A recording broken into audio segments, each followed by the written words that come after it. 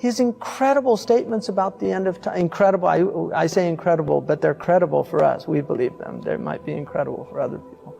Because incredible means unbelievable, but we believe them. Right?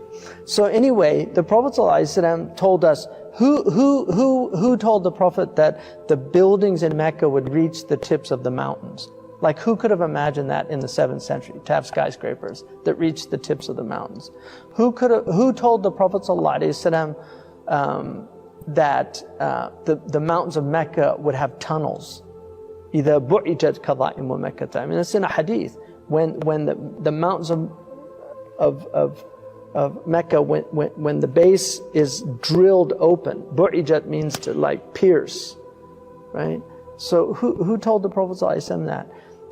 Who told the Prophet ﷺ that women would wear spandex towards the latter days? Because they didn't understand that hadith, kasiyatun ariyat, dressed and undressed at the same time. We understand that, unfortunately, right? I mean, we understand that. But who would have understood that in the 7th century Arabia? Read the tafsir, they didn't understand it. They're like, how could you be dressed and naked at the same time?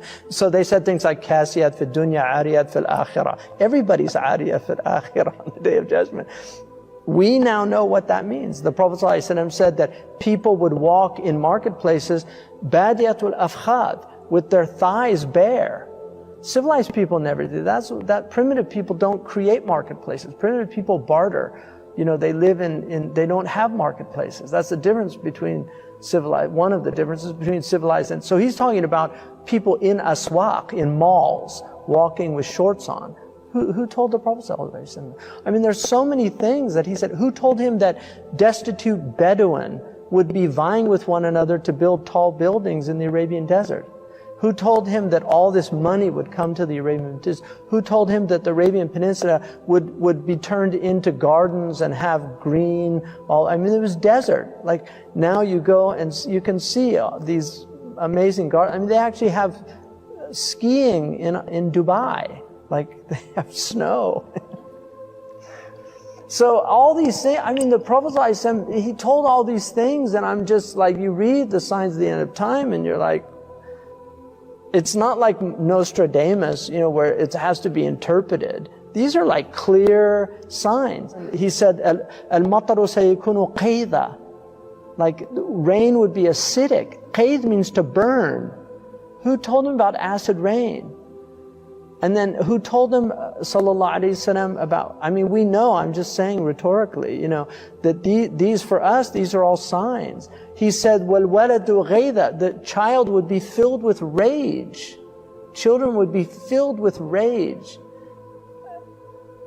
It's amazing. And he said, يَفِيضُ اللِّئَامُ فَيْضَ وَيَغِيظُ الْكِرَامُ غَيْظ.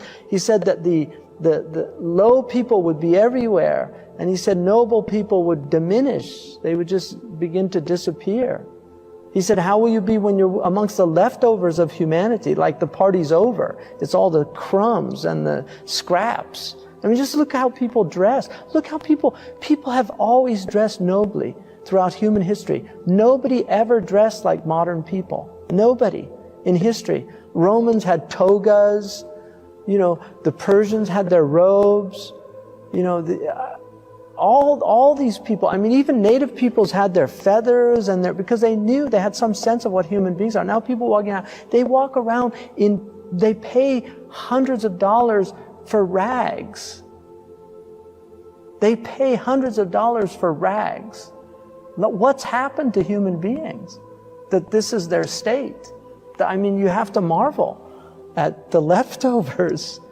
It's just amazing. But there were days, I mean, look, there were days when heroes walked the earth. Like, now they want to, every hero they just have to tear down.